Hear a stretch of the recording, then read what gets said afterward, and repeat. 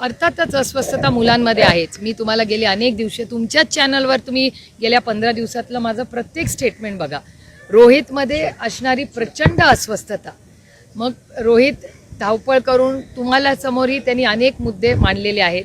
जयच्याही मनात अनेक दिवस, कारण का जय, पार्थ, वहिनी आणि समस्त पवार कुटुंब आणि दादांवर प्रेम करणारे हजारो नाही लाखो करोडो लोक असे महाराष्ट्रात आहेत ज्यांना अनेक मनात प्रश्न आहेत जे अस्वस्थ करणारे. त्याच्यामुळे तो न्याय मागण्यासाठी गेले 15-20 दिवस सातत्याने मी तुम्हाला सांगते की रोहित अस्वस्थ आहे, रोहित अस्वस्थ आहे.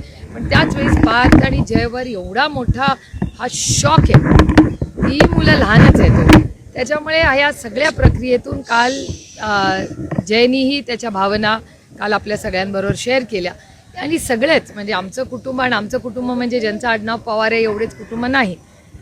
तमाम गेल्या 6 दशकामध्ये या तमाम महाराष्ट्रानी आणि देशातल्या लोकांनी जे प्रेम पवार कुटुंबाला दिलं त्याबद्दल मी त्यांचे मनपूर्वक आभार मानते. आणि अडचणीच्या काळात मी सगळे समस्त पवार कुटुंब आणि आपलं हे जे कुटुंब आहे त्याच्यात आपण या दुःखात एकत्र आहोत आणि एकामेकाचा साथ देऊन दादाची जी अपूर्णी स्वप्न आहेत ती पूर्ण करण्यासाठी आपण सगळ्यांनी एकत्र काम केलं पाहिजे.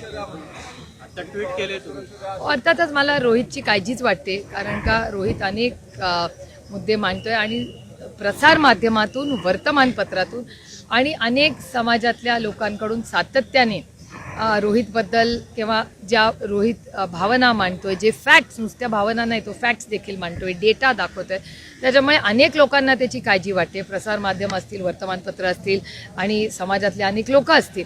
आणि अर्थातच मला असं वाटतं, मी महाराष्ट्र सरकारला विनंती करीन की आपण सगळ्यांनी ज्या पद्धतीने रोहित लढतोय त्याच्यामुळे रोहितला ही सिक्युरिटी द्यावी.